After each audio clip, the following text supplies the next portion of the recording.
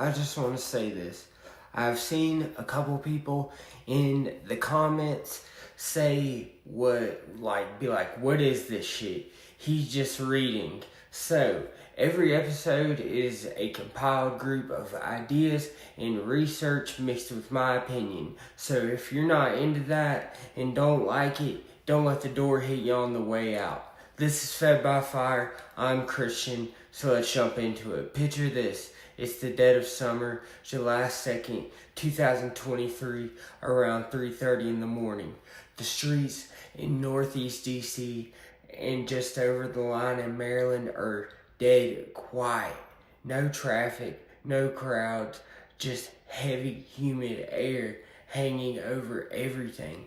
So, street lights are buzzing faintly, maybe a stray cat knocking over a trash can, just random city noises in the distance. Most folks are asleep, dreaming about the holiday weekend ahead, blah blah blah.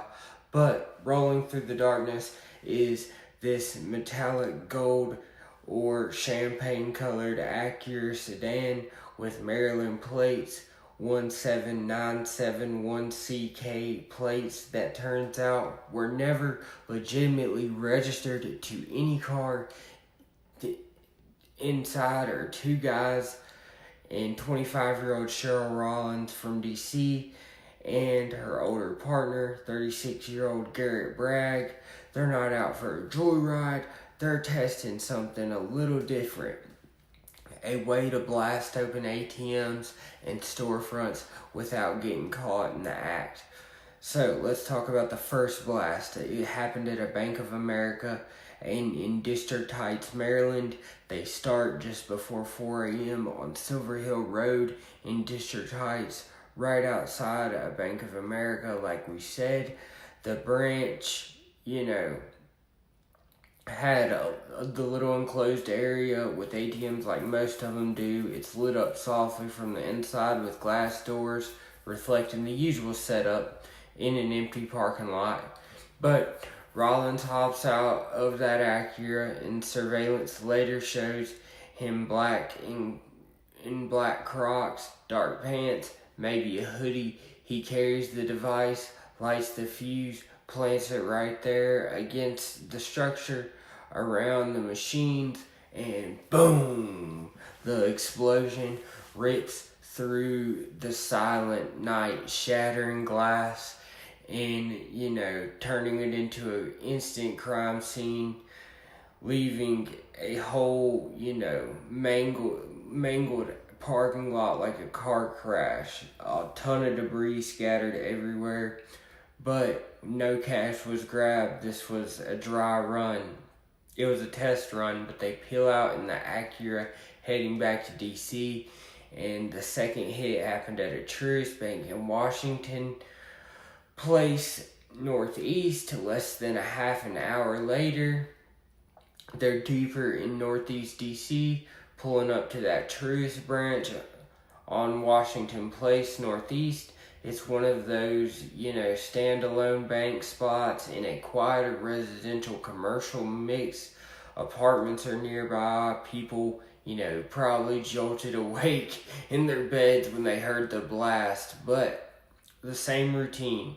Rollins places the device on the sidewalk right outside the ATM vestibule, and the blast hits at about 4:30 a.m., blowing out the glass doors and the walls, causing over $35,000 in damage. So imagine the sound echoing down the block when you're just chilling at your house. So then, rumbling aftershock, shakes, windows in nearby buildings are probably cracking too.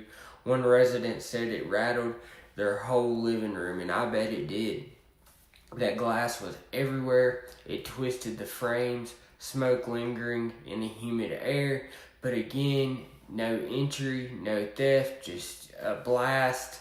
So, for nothing. The third strike happened at a Nike store on 8th Street Northeast. Minutes later, literally 6 minutes, they're on 8th Street Northeast. That corridor that's usually buzzing with bars and shops during the day, but at 4:36 a.m. it's empty, with streetcar tracks gleaming under the lights, a few parked cars lining the curb, but the Nike store's big front windows and doors face the street. Rollins plants another device right there on the sidewalk, and the explosion shreds the vestibule area. Over 10,000 in damage this time. Shattered glass crunching underfoot. If anyone walked by the iconic swoosh signage, probably dangling or cracked. It's wild to think that this spot is just blocks from major landmarks, yet in the pre-dawn darkness, it's isolated enough for them to pull this off and vanish. And the final one happened at the Safeway on 40th Street Northeast. They wrap up at 4:44 a.m. at a Safeway on the 300 block of 40th Street Northeast, and employees are inside prepping for opening, stocking shelves, the normal, mopping floors, totally unaware that this time it's a Molotov cocktail style device instead of an IED type. So they hurtled into the entrance, and the blast damages the doorway and the entryway, and they did about $9,900 worth of damage. Flames and smoke mixed with the smell of the groceries burning inside. Those workers must have, had to hit the deck with their hearts pounding as the front takes the hit, the Acura speeds off. So these people were on demon time. So they were disappearing into the morning, into the city. The car and the fake plane haven't been seen since these scenes. And, these scenes aren't from an action movie. They're really pulled from surveillance, police reports, and the aftermath photos. The destruction looks, calculated but sloppy. So, vestibules gutted, glass and metal twisted, but no big payday, so they did this for no reason, just like they were practicing for something bigger, or just retarded as fuck. So let's talk about how she got caught. The investigation, piecing it together. In the days after, right after those 4 blasts ripped through the early morning, on July 2nd, 2023, the response was immediate that the MPD, ATF, and FBI jumped on it hard to make a joint task force. From the jump, they didn't want no one hurt, but thank God the damage was real. Shattered glass, like I said, twisted metal, vestibules gutted, like someone took a sledgehammer to them. But luckily no one got hurt. So they had solid leads right away because they had surveillance cameras that caught the metallic Acura pulling up to each spot, and the fake Maryland plates, the 17971CK, clear as day. The license plate readers pinged it moving between the sites. The cell site data narrowed it down as well, and the footage showed the same guy in dark clothes, black Crocs, hopping out, lighting, the device, planning it, and bouncing without even getting any money. At first, they put out photos of the car and the suspect to the public, offering up a $20,000 reward for tips, but quietly, investigators were connecting dots.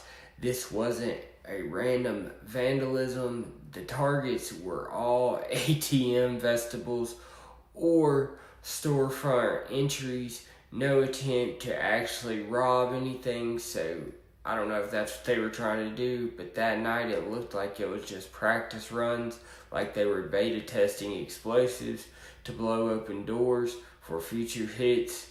So let's talk about what closed in and broke the case wide open.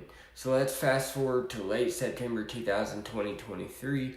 The feds execute a search warrant at a house on the 1600 block of U Street Southeast in DC. This is Rollins' spot. Picture the scene, agents rolling up, knocking, serving the warrant, and they're not leaving. And Rollins is outside barefoot or in socks. The cops even offer him shoes because he's just chilling on the curb, and he mentions that he's got plenty inside in the living room. So they go in to get his shoes, and boom, among all the pairs of scattered shoes, there's these black Crocs that matched the same exact shoes on the surveillance footage that the bomber wore on the video. So, on the porch, a loaded firearm. Inside, they found extended mags, a bag full of key fobs and reprogramming devices for stealing cars, a backpack stuffed with burglary tools, headlamps, radios, pry bars, the works outside a car registered to Mr. Hollins. With this high-tech flipper device, push of a button, it can cover slides over the license plate to hide it. It's smart, but not smart enough.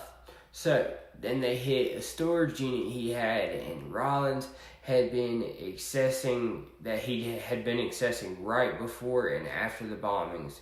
And they hit the jackpot. 38 license plates, many tied to other crimes in the area, thousands of rounds of ammo, over 200 pounds worth more of tools. The plate from the Acura, it was fake, sold by some shady private tag company, never registered to a real vehicle. And after July 2nd, that same plate pops up on other cars used in robberies, like a gray Dodge Durango that hit a 7-Eleven ATM in Crofton, Maryland. All this ties to Rollins directly.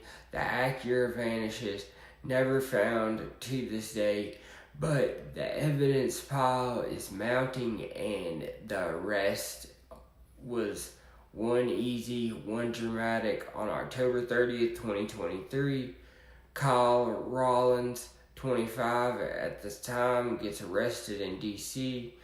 Straightforward takedown, no big chase.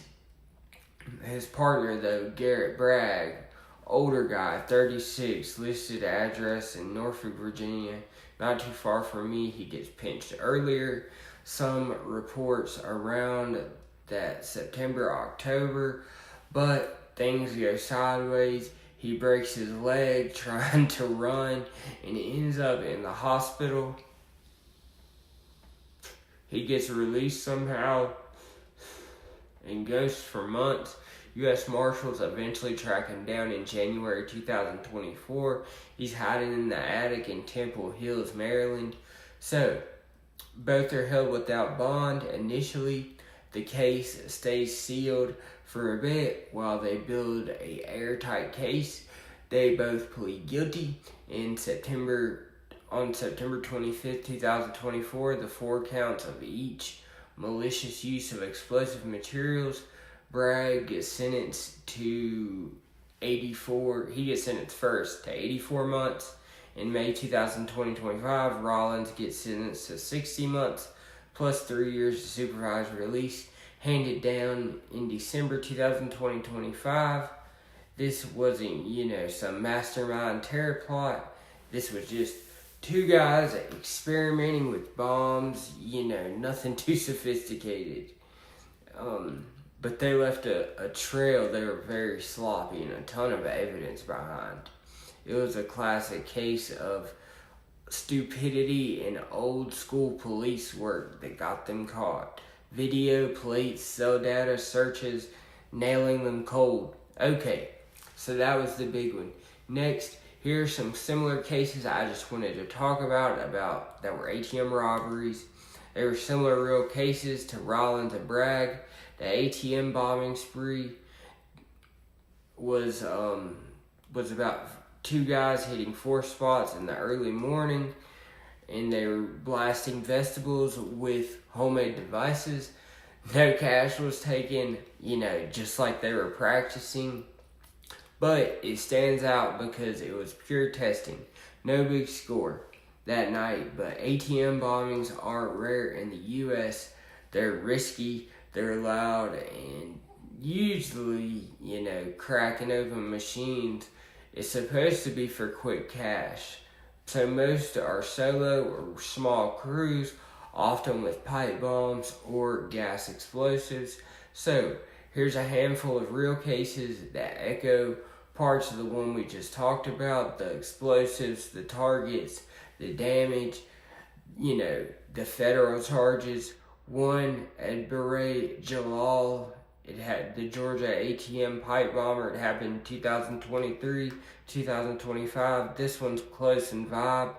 A lone guy early morning pipe bomb on an ATM, March 29, 2023, around 3 a.m. Jalal hits a Bank of America at North DeKalb in the mall in Decatur, Georgia. He plants the bomb, blows the machine open, and grabs about $90,000 and bounces. That's not bad. So, unlike the spree we just talked about, he actually got away with some money.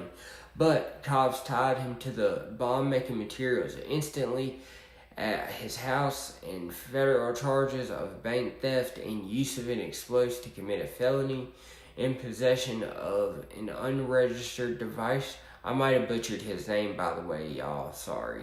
But he was convicted in 2025 and sentenced to 12 years. Let's talk about Dustin J. Amons next, the Texas pipe bomb ATM attack. So, this was very recent. Happened in September 2025. Amons allegedly places pipe bombs at ATMs outside of two San Antonio banks. No, full spree details to the public yet, but he didn't succeed in getting the cash either time. So he just had a big explosion. But the feds raid the North Bextor home and find full explosive making lab in his garage, precursors, components, the works. He was arrested in December 2025. His vehicle was matched at the scenes. And, that just goes to show you, I don't know what these guys were thinking, but they were on demon time. There is no shortcuts, you guys, and that's what Fed by Fire is about. It's about showing, that it's never too late, that you don't gotta end up on here. Sorry, that was my Ring camera, but, that's I'm glad to be here with you guys, bringing in the new year, and I just appreciate everything that's happened this year for me, from getting my house to being sober, and I just thank God and I thank you guys. So let's talk about the next case. Sun Nagayan I probably butchered that too. A San Diego guy tries to blast two ATMs at a gas station with a PVC hose made explosive mixed with black powder and chemicals in San Diego. He lights it, a small boom, fire, but no cash out. Surveillance tracks him, and research finds precursors and bomb making instructions. That sets a home charge. He was charged for federally damaging property and explosives. Next, let's talk about the Chilean South American crew from the West Coast ATM robbery ring that happened in 2024 and 2025. It was a bigger operation with 11 guys hitting dozens of ATMs, banks in California, Oregon, and Washington, and it was sophisticated. There was construction, disguises, jammers, blow torches, but one of the fugitives, Diego Arellano Diaz, he bombs an ATM inside of a San Ramon Target in July 2025 with an improvised device. The crew stole millions. The last guy was arrested in 2025 and faces 20 plus years. So, that was all my cases for today. That was my episode on, the ATM robberies. One of those cases, I messed up a little bit, but, my whole focus with Fed by Fire, you guys, is, I just want to say, my whole focus with this is I'm doing what I would do if money wasn't an object. This is my hobby. This is what I want to do to help other people. So if you enjoy my videos, hit that like button, subscribe. If, you'd like to think about being a guest on my show, hit me up. We'll get your story out there. Thank you guys. It's been great.